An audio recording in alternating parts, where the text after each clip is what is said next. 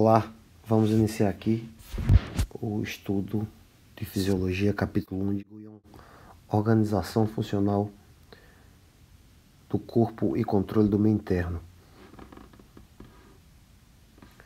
Para estudarmos esse assunto, vamos desenvolver os seguintes temas: líquido extracelular, homeostasia, origem dos nutrientes do líquido extracelular, remoção dos produtos finais do metabolismo, relação das funções corporais, proteção do corpo e exemplos de mecanismo de controle. Abordando aqui o primeiro tópico, líquido extracelular, temos que o corpo é 60% líquido, composto de íons e outras substâncias. Um terço é extracelular e 2/3 é intracelular, né, que corresponde a 20%, 40%. Desses 20%, 15% está correndo no tecido e 5% nos vasos.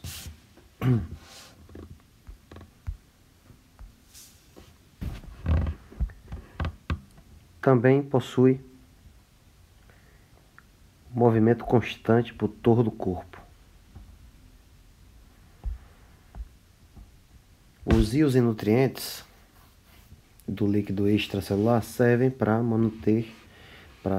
fazer a manutenção da vida da célula. Também esse líquido extracelular é conhecido como meio interno do corpo. Do líquido intracelular e extracelular, os íons que estão aqui dentro e fora da célula, né? Nós temos intracelular, predominantemente nós temos cálcio, magnésio, fosfato. Extracelular nós temos sódio, cloreto, bicarbonato, HCO3, e os nutrientes, né? Oxigênio, glicose, ácidos graxos, que são as gorduras, e os aminoácidos. Também nós temos aqui extracelular CO2 e outras substâncias, tá?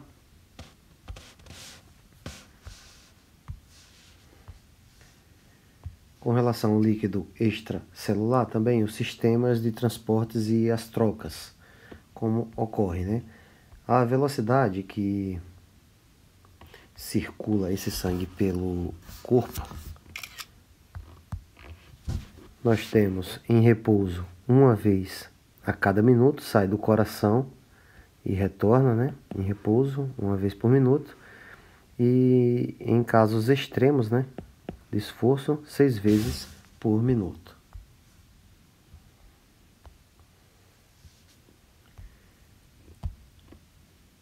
Com relação às trocas, existem trocas contínuas.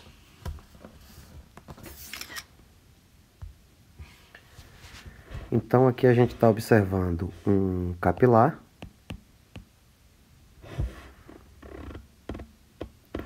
e aqui algumas células que eu vou botar numa coloração verde aqui, tá? Circulando aqui as células. Então ocorre difusão aqui, ó. Ocorre essa difusão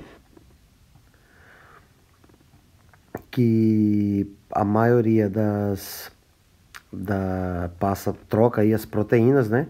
Lógico, tem que estar de acordo com o diâmetro e não vai passar o que? As proteínas plasmáticas grandes,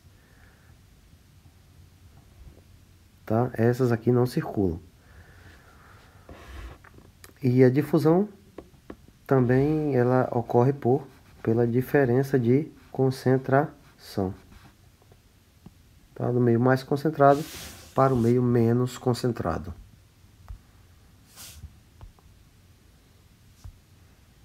Também, nesse líquido extracelular, é o habitat das células, né? Onde, para exercer suas funções, precisam ter concentrações adequadas de oxigênio, glicose, aminoácidos e outros. Desenvolvendo mais um tema aqui do nosso assunto, homeostasia, que significa o quê? A manutenção quase constante do meio interno. Órgãos e tecidos. O que é que eles contribuem, né? O pulmão contribui com oxigênio, os rins com íons e o sistema gastrointestinal com nutrientes. As faixas de valores de íons, nutrientes e produtos degradados, ele justamente trabalha em faixa, né? Porque não são valores específicos, exatos, são faixas. Então, como exemplo, o hidrogênio e o sódio, né? Há uma variação de hidrogênio de milimoles por litro. Já no hidrogênio, há de nanomoles, ou seja, a variação de hidrogênio é 1 milhão de vezes maior do que a do sódio. Tá? E o que seria a doença, né? A ruptura da homeostasia. Então, observe que quando se rompe a homeostasia, pode causar desvios importantes. Tá? Por exemplo, uma doença no rim. Tá? Tem dificuldade de excretar sal e água, tá? Sal e água. Então, para compensar essa dificuldade de excretar, a pressão arterial ela vai ser aumentada, né? Então, inicialmente ela vai ajudar a excretar o sal e a água. Agora, se for por períodos prolongados, pode danificar vários órgãos.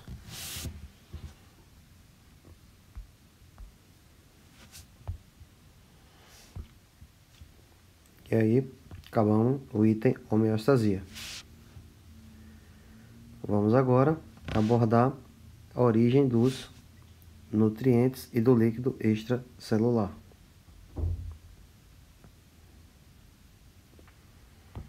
A origem dos nutrientes do líquido extracelular vai vir do sistema respiratório, oxigênio,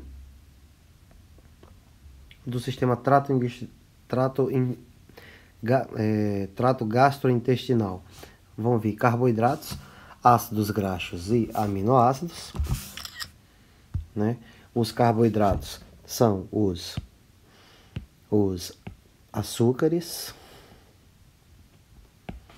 os ácidos graxos são gorduras e aminoácidos são oriundos das proteínas.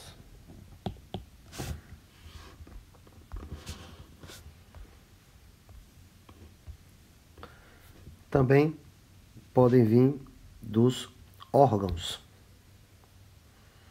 né? Como do fígado, né? Um órgão que pode vir, porque todos os nutrientes absorvidos lá no intestino, basicamente no delgado, elas precisam terminar o seu metabolismo lá no fígado, né? Através do sistema porta, que vem da veia mesentérica superior e inferior e da esplênica, né? Também alguns tecidos que vão produzir os nutrientes por líquido extracelular, que são células adiposas, da mucosa intestinal também vai produzir, os rins também produz e glândulas endócrinas. Tudo vão ser nutrientes para esse líquido extracelular. Não podemos esquecer também do músculo esquelético, que vai buscar o alimento, né? Através da movimentação do mesmo. Pegar comida, trazer até você, por exemplo. O outro tópico seria a remoção dos produtos do metabolismo. Voltando aqui, os principais temas. Aqui, remoção dos produtos finais do metabolismo.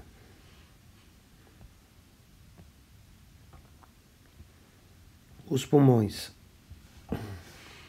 excretam CO2, é o produto mais abundante aí que a gente tem. Os rins vão excretar a ureia, o ácido úrico, os excessos de íons, o excesso de água, além de outras substâncias. Outra que vai fazer a remoção dos produtos finais do metabolismo vai ser o fígado. O fígado, como ele capta lá pelo sistema porta, os dejetos ele vai jogar na bile, né, para depois ser usado na digestão, na emulsificação das gorduras, por exemplo, joga lá na segunda porção do intestino delgado. Então, o fígado ele é responsável o quê? Pela desintoxicação, né, botei aqui a garrafa da 51 de cachaça, remoção de fármacos e substâncias químicas que são ingeridas. Outro responsável pela remoção dos produtos finais do metabolismo vai ser o que? O trato gastrointestinal, que vai ser eliminado pelas fezes o que ele não absorver. O próximo tema é relação das funções corporais.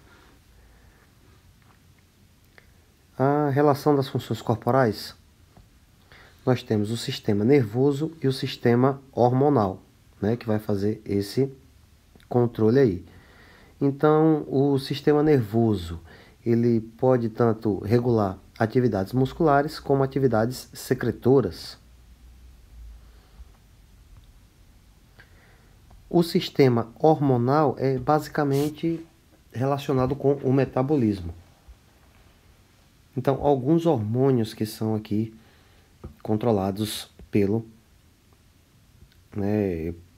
sistema hormonal. Por exemplo, a tireoide, ela aumenta a reação química, aumenta a velocidade, né? Desenha até o carro aqui da Fórmula 1. A adrenocorticoides regula cálcio e potássio. A paratireoides vai regular o cálcio e o fosfato nos ossos. A insulina regula o metabolismo da glicose e a insulina da glicose, tá?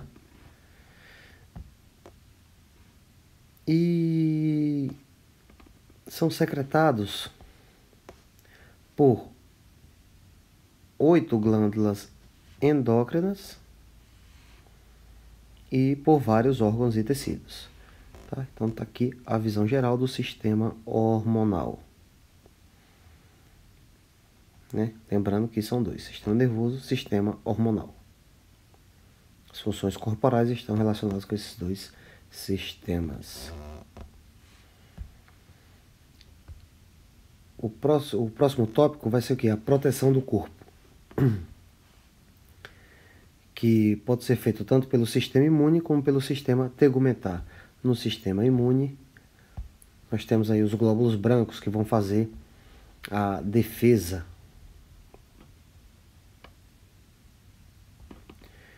Que vão se distinguir em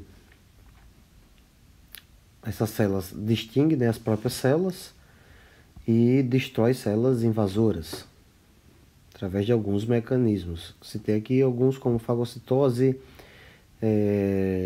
anticorpos, que serão abordados em outra ocasião. Sistema tegumentar, que é compreendido entre pele mais apêndice. Os apêndices nós temos os pelos, as unhas, as glândulas, né?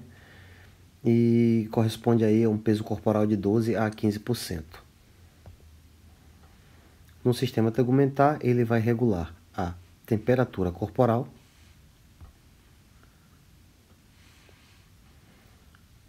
ele excreta resíduos também e tem uma interface sensorial. Tá aí a proteção do corpo. Próximo tópico. E o último vai ser exemplos de mecanismos de controle.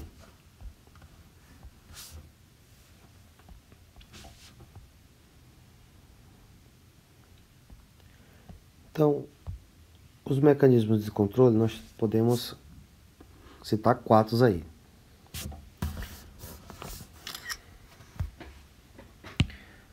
Regulação de concentrações, feedback negativo, feedback positivo e feedback adaptativo.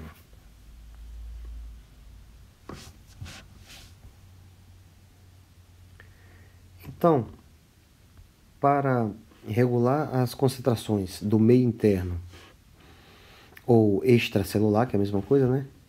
Nós temos a função de tamponamento, tá?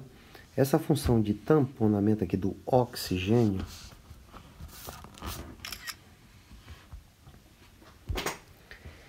ela nada mais é do que a hemoglobina. Ela tem alta afinidade com o oxigênio. É como se ela fosse um ímã, né? Assim que o oxigênio sai da hemoglobina, ele é preenchido automaticamente por outro por possuir uma alta afinidade.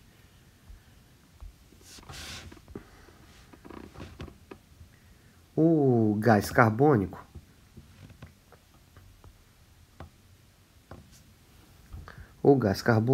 ele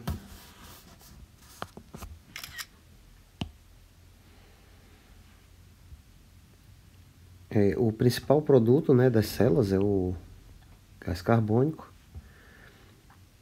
e ele é regulado através desse sisteminha aqui, denominado aqui o centro respiratório, tá? Então, selecionado aqui em azul, ele cria esse sistema aqui, ó. O ponto de referência seria o bulbo raquidiano, né, nos centros vasomotores. Tá aqui a foto do cérebro. É justamente essa área aqui, ó, da medula, o bulbo raquidiano.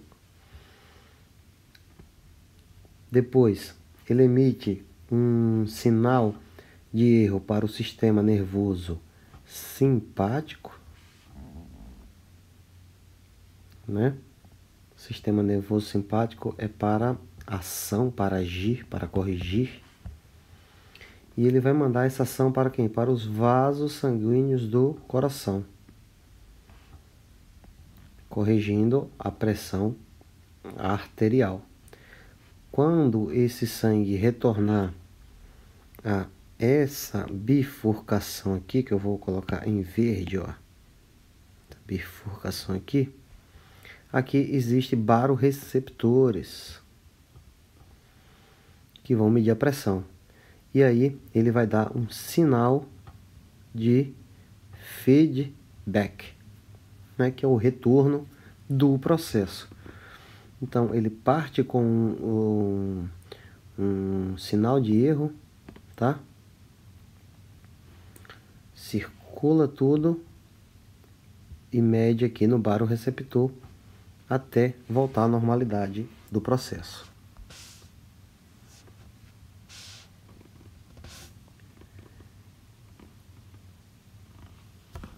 Com relação às concentrações ainda,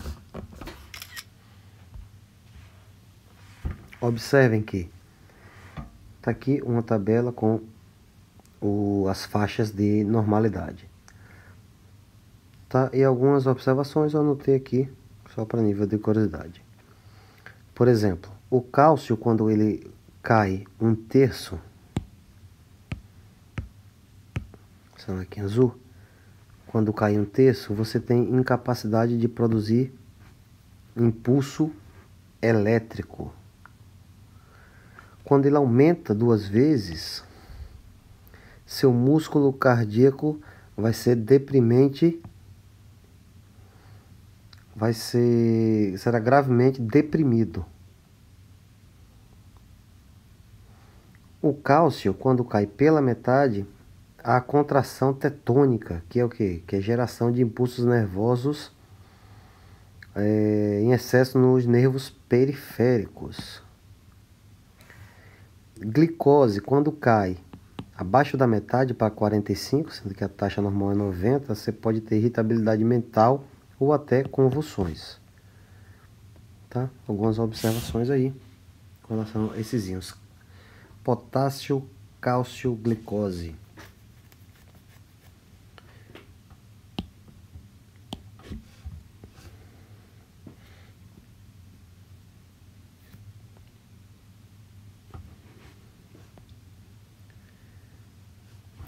Então, o feedback negativo, ele leva a estabilidade. Ok? E leva a homeostase. Aqui, esse ciclo, nós temos um sinal, um fator, que ele pode ser excessivo ou deficiente, tá? Passa por um processo onde vem o retorno da resposta desse processo, que vai ser um feedback negativo, que o objetivo é levar à estabilidade. Então aqui eu fiz um exemplo que, por exemplo, sem baroreceptor no sistema, a pressão aumentaria de 100 para 175, uma diferença de 75. Com o baroreceptor, aumentaria de 100 para 125, gerando uma diferença de 25. Então, a correção se dá da seguinte maneira.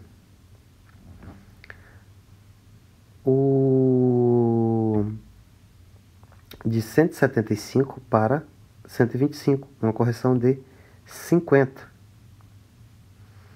Tá? Então, quando você pega a fórmula do ganho, é justamente a correção pelo erro. Tá? Qual é o erro nosso aqui? É o 25, porque era para estar 100 normal, tá? Então, o erro é 25. E ele corrigiu quanto? A diferença, 50. Então, 50 dividido por 25, que é o erro. Aí eu chego a um ganho negativo de menos 2. É feedback negativo. Da temperatura, ele é bem mais eficiente. Ele chega a ter um ganho aí de menos 33, por exemplo.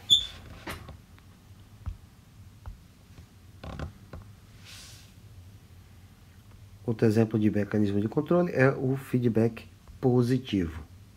No feedback positivo, nós temos o ciclo vicioso, né? Feedback positivo ou ciclo vicioso. Que ele pode que ele pode levar à instabilidade. Ele pode não, ele leva à instabilidade, porque a partir de estímulos, de um estímulo inicial, você vai ter respostas de estímulos mais fortes, né? Quais são as consequências do feedback positivo? Pode ter uma consequência ruim, né, que é levar à morte, e pode ter e pode ser útil, né, quando esse feedback positivo faz parte de um feedback negativo.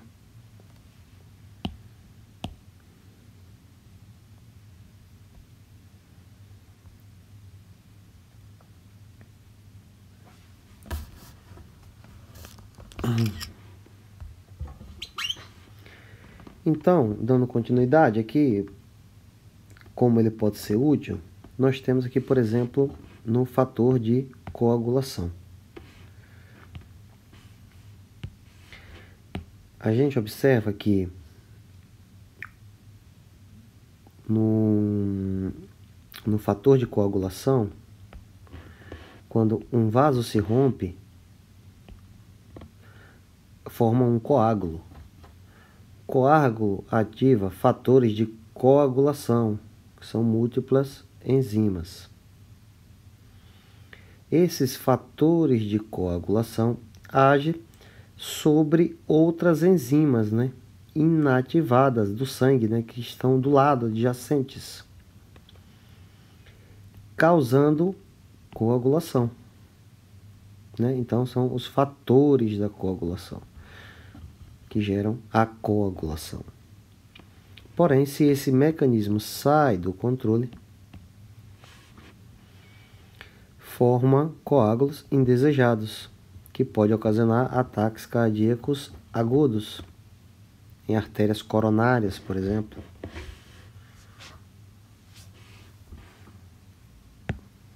Outro aspecto importante, que fica em vermelho, pode ser útil para o parto, porque a partir do estímulo inicial vai gerar contrações cada vez mais fortes. Outro exemplo que pode ser útil, feedback positivo, são pequenos vazamentos de sódio até a abertura do canal para despolarização na geração do sinal nervoso.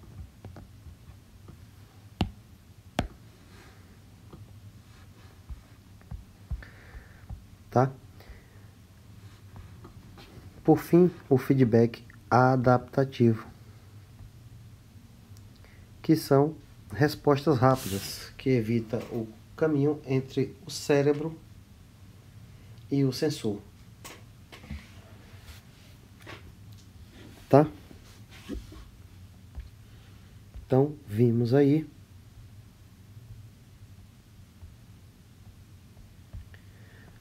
organização funcional do corpo e controle do meio interno, passando por esses temas aí: líquido extracelular, homeostasia, origem dos nutrientes do líquido extracelular, remoção dos produtos finais do metabolismo, exemplos de mecanismo de controle, proteção do corpo e relação das funções corporais. Obrigado e